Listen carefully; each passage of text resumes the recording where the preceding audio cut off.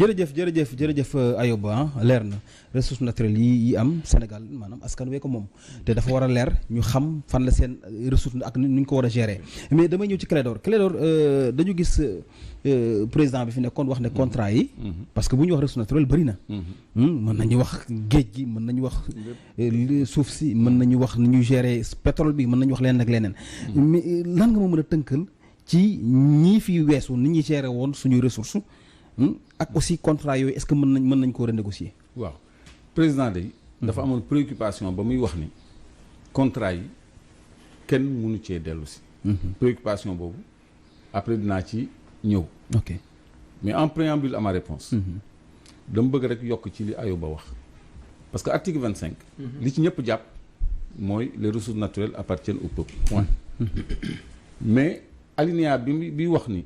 que ces ressources doivent être gérées dans la plus grande transparence boobu constitution moo ko imposé kon loolu lu war a nekk la waruñu fi nekk di lijjanti ay contrat ak yooyu sama yaakaar ci loolu nag mooy dégg naa nguur gu bees gi di wax waxu digitalisation c'est mettre sur des plateformes l'information ñu am un droit d'accès à l'information comme exemple Kenya bi mu wax ñun ñu am ko je pense que les autorités en parlant de digitalisation foofu la ñu jëm li tax ma doon introduire foofu rek mooy dafa am ay inadéquation entre nos textes les ressources doivent être gérées dans la plus grande transparence mais day baax ma liiral leen ci contrat ci code minier bi code pétrolier bi li ñu wax clause de confidentialité c'est reconduit mutadis mutandis dans les deux codes aussi bien yu njëkk yi ak yu mujj yi aussi bien code pétrolier que code minier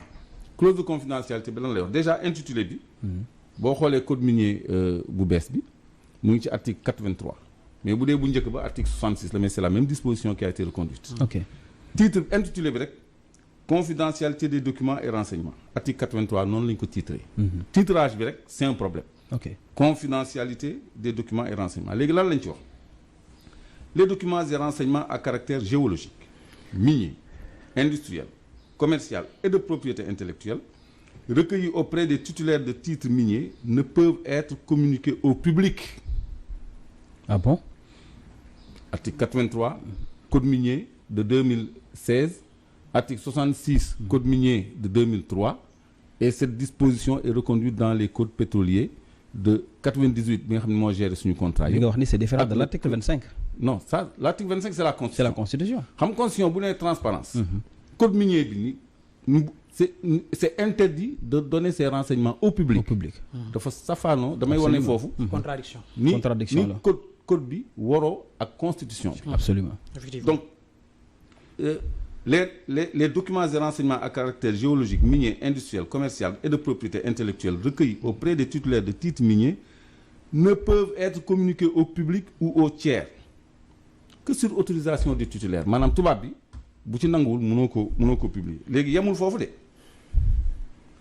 léegi mu ni tout agent de l'administration des mines qui a à connaître directement ou indirectement des informations menace ça et du contenu des documents et renseignements de l'activité des titulaires de titres miniers est soumis aux obligations du secret professionnel maanaam les agents ñoom waruñu cee wax loolu dafa safaanoo ak article 25 moo tax bi mu laalee foofu ma ni ko waxaat ko mu waxaat ko mu rebondir ci léegi nag pour ñëw ci sa question bi président Macky Sall nee na contrat yi kenn mënu koo laal nee naa la dafa am lu mu ci jublu parce que dafa am ay engagement yu mu jël. Ah bon? Ah oui dañ ci ñëw. Ok. Mais damay répondre d'abord par l'exemple et ensuite par nos textes de référence. Par l'exemple mooy Abdoulaye Wade bi muy ñëw fekk na Senelec ñu jaay ko société bi ñuy wax Hydro-Québec. lu mu def da leen a woo nangu Senelec mu nekkaat moomeelu Sénégal. Ok. Abdou Diouf jaayoon na ko mu remboursé leen seen investissement jël. Feeru Sénégal oriental. Kumbari South East dañ ko joxoon ñooñu Macky Sall moo leen fi indi woon d'ailleurs ñu dem ba ci biir Abdoulaye Wade cassé contrat bi. ñu daan Sénégal ñu fay 170 milliards. Mais pour l'information de ceux qui nous regardent le repreneur Arcelor moo ko fay ci suuf Sénégal dërëmam demu ci. parce que ñoom ñoo jonkan di góolu contrat yi. ñun donc bu ñu cassé contrat sax condamnation pécuniaire bi su fekkee ni on est fautif. sax ñun duñ ko supporter le repreneur moo koy jël. donc Sénégal amul problème boobu. parce que Sénégal xam nga kenn mënu ko tëj kaso dëkk la. ok xaalis rek lañ koy daan dégg ki koy fay mooy ki soxla. ressource bi absolument. kooku muy un second exemple. ArcelorMittal à son tour. mais Macky nangu na contrat bi si ñoom. moom mi ni kenn mënul laal contrat yi. mine ak pétrole même texte de référence même chose la ma jox la bàyyi ma génn mine ma dem pétrole le bloc de Rufisque kan moo ko moomoon du APCL. African Petroleum Limited. ensemble ki ko moom. kooku Frank Timis moo ko moomoon. waaw bloc de Rufisque offshore.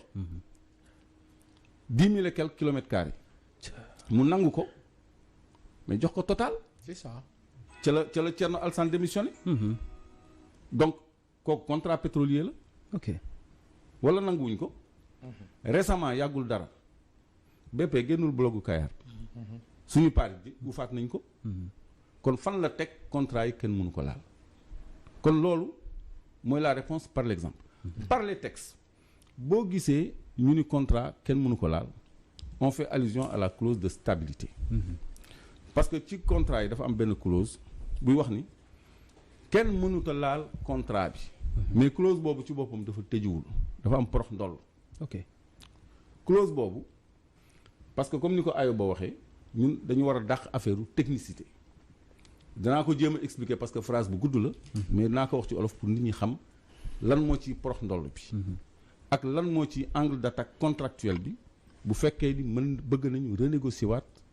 suñu ay contrat clause de stabilité bi kooko laaj fii du la ko wax dañ lay wax rek am na benn clause de stabilité mais Ayoba clause de stabilité xam lu mu wax il ne pourra être fait application au contractant bi mooy ki yor licence bi d'aucune mesure ayant pour effet d'aggraver directement ou par voie de conséquence les charges et obligations découlant du code pétrolier et du code général des impôts tels que ces régimes ont été définis à la date de signature du contrat. À la date de signature du contrat. C'est grave. bu yemoon foofu mu tëju rat mais dañ ci teg sauf en cas d'accord entre les parties. Autrement lu ça veut dire qu'en cas d'accord entre les deux parties kon mën nañu laalaat lépp. maanaam 90% bi ko code pétrolier bi jox mën nañ ko laal exonération yi ko code général des impôts teggil. mën nañ ko laal parce que moo tax ñu viser ñaari textes yooyu code pétrolier code général des impôts. textes ces régimes ont été définis. donc loolu en cas d'accord entre les deux parties mën nañ ko laal léegi nag la question lan mooy indi accord entre les deux parties. ñaar moo koy indi benn pression populaire je donne tout le temps l'exemple du Niger. parce que Niger ñu ngi amoon 5,5% ci seen uranium. ok ñun ñuy jooy suñu 10%. population bi jëngu. foofu yëngu tàng jër. jamonoy Sarkozy la woon mu jël avion ñëw daar pour fay taal bi. daal leen yokkal ba 12% te jamono jooju ñun ñu ngi am 10%. loolu ci jamono jooju peuple nigérian bu ñu bëggoon lu ëpp 12% dañ ko doon am. parce que France jaaxle woon nañu parce que seen uranium ca la dépend gis nga fi mu nekk nii seen courant mu ngi xuy xamaj est-ce que yëg nga loolu. absolument commencé nañu am ay coupures parce que approvisionnement en uranium bi dafa am. problème léegi ñëw fii nag Kédougou parce que am nañ fi miinu uranium ñoom pour informer le public. waa France dafa am benn. am nañ ci Kédougou dafa am benn licence uranium am na Sénégal pour commencer. première information uranium am na fi. donc am na benn junior sud-africaine bu tudd Uramine bu ñu joxoon licence bi en 2007.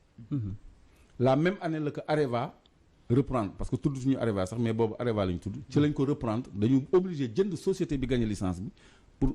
am la main sur le contrôle des réserves parce que ñoom boobu ñu ngay jëlee Niger mais réserve yi c'était stratégique et important. donc pour revenir ci sama explication ngeen baal ma déviation bi. pression populaire moo ko mën a indi exemple Niger joxe naa ko. mais aussi nouveau régime. nguur gu bees bu ñëwee.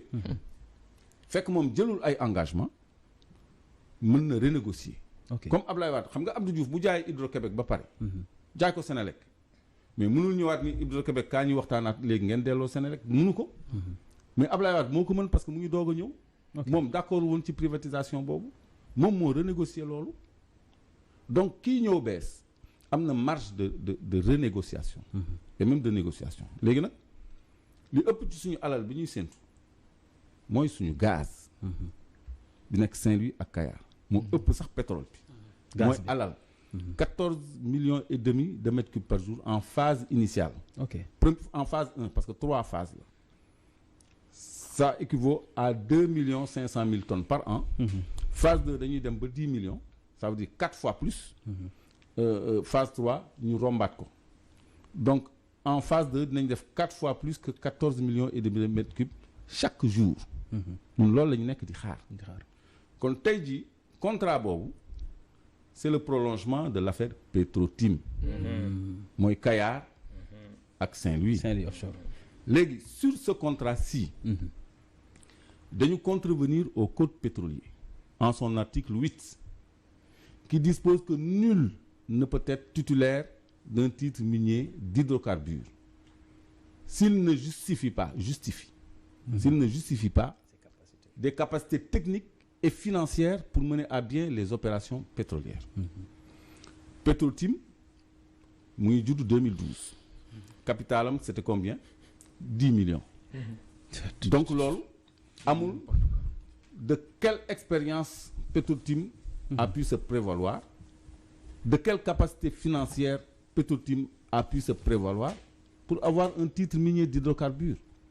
léegi loolu nag bu fa yemoon ci suñu wax nii suñu rumeur nii rek mu neex mais Ayoba il y a eu le rapport 92 de l'IGE qui dans ses conclusions avant conclusion yi sax dafa def enquête on a entendu Mamadou Faye parce que au sein de Petrosen dafa am lu ñuy wax une commission d'évaluation pour xool ndax la compagnie demanderesse remplit les critères techniques et financiers.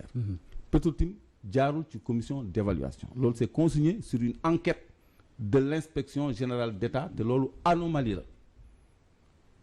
Les inspecteurs Gallo Sam et Omar Sarr. Absolument. waaw le 25 août octobre plutôt 2012 ñoom ñoo commandé ñoo def enquête bi ñoo entendre les gens de Petrosen.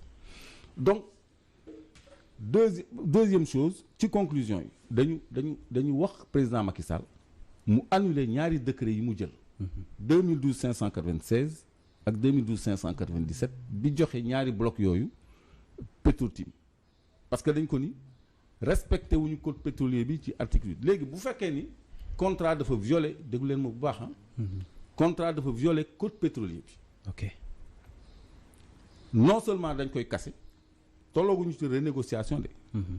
non seulement dañ koy casser. maanaam contrat bi dañ koy casser parce que respecté wul clause yi. waaw mais ci biir code bi. dafa am lu ñuy wax droit de reprise Sénégal day exercer son droit de reprise. ok lan mooy droit de reprise. Cosmos ak BP def nañu ay plateformes def nañu ay infrastructures def nañu ay réalisations pour l'exploitation.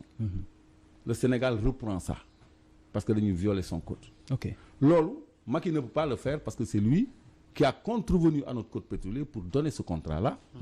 Malgré les injonctions d'une enquête qu'il a commanditée lui. Quand même.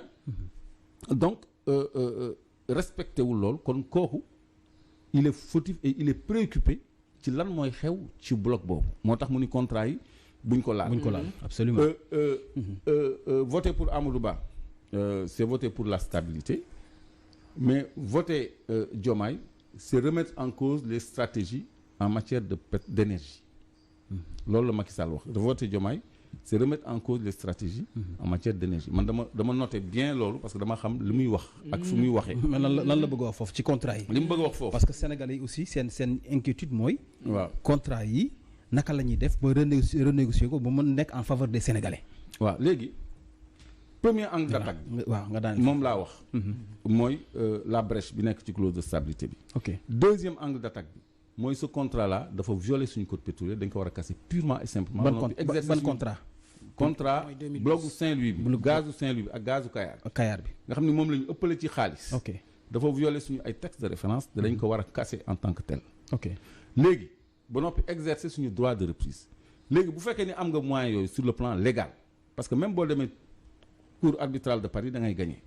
boo woowee les contractants parce que BP ak Cosmos la. Mais ils sont en position de faiblesse pour négocier parce que yow tu as le droit contractuel avec toi. Tu as le droit de casser c'est même. C'est une affaire d'ingénierie contractuelle. ok yow am nga yoon pour casser contrat bi mais doo ko casser parce que y a quand même des investissements qui sont faits et tu veux entrer en phase d'exploitation. ok Tu as adhéré au pays exportateur de gaz, au nouveau pays exportateur de gaz. Donc léegi da ngay trouver un consensus ak ñi nga xam ne def nañu investissement ba pare ki nga xam ne dafa doon am 90% war a am 0. boo ko joxee 40% il s'en contentera moo gën 0. donc loolu c'est une brèche de négociation et un angle d'attaque contractuel boo xam ni nguur gii ñëw bees am na ko pour tegaat loxo ci bloc boobu. ok maintenant dans les autres blocs yoo xam ne amul faille boobu. ci non respect de notre code pétrolier mën nañu quand bien même. renégocier suñu ay quote-part. mais li nga xam ne duñ ko négocier. li nga xam ne waruñu ko négocier may ma daaneele foofu rek. mooy les exonérations. parce que ñuy gas ressources naturelles yi ba ci pétrole ressources minières ak ressources pétrolières et gazières dañ leen di exonérer de taxes durant la durée de l'exploitation. te loolu dañ ko war a lever. donc loolu Côte d'Ivoire génn na ci qu'on me dise pas que c'est pas possible Côte d'Ivoire génn na ci depuis 2010. kon ñun dañ ci war a génn 2024 bii ñëpp commencé di fay taxe te dafa mel ni dégg naa lu mel noonu sax. c'est une bonne chose parce que c'est plusieurs milliers de milliards. direct dans le budget en plus des 7000 milliards yi mu toll. ok merci ngeen baal ma ci guddal bi non merci Clédor Sène parce que aussi loolu il fallait que ñu bàyyi nga leeral lu bëri pour la compréhension des Sénégalais mais Sénégalais yi seen inquiétude bokk na ci contrat yii naka la ñuy def pour renégocier ko ba moom ko aussi parce que li parce que li am solo aussi nañ ci ñëw am na ay nit ñu tudd yu bëri tudd nañ lañ ci ay si pétrole ak yu bëri yooyu nañ ci foog ñu leeral ci naa ñëwaat ci yow Clédor. préoccupation bi ci Macky Sall am waaw ci bloc bi mooy dañu signer contrat de vente et d'achat sur la totalité de la production. ok BP moo ko jënd BPGM benn filiale BP moo ko jënd Matar Cissé moo ko signé ak Mohamed Abdoul Vetta bu Mauritanie donc contrat boobu lay jéem a protéger moo tax ah bon waaw d'accord waaw c'est sous son magistère. ok nañ ils ont vendu tout le gaz. ah bon waaw loolu nañ ci ñëw parce que lu ñu war a leeral la ma ñëw ci Samba Tall Sarr Samba Tall même question la rek suñu ressources yi les contrats ñi fi nekkoon niñ ko gérer woon naka la ñuy def ñun aussi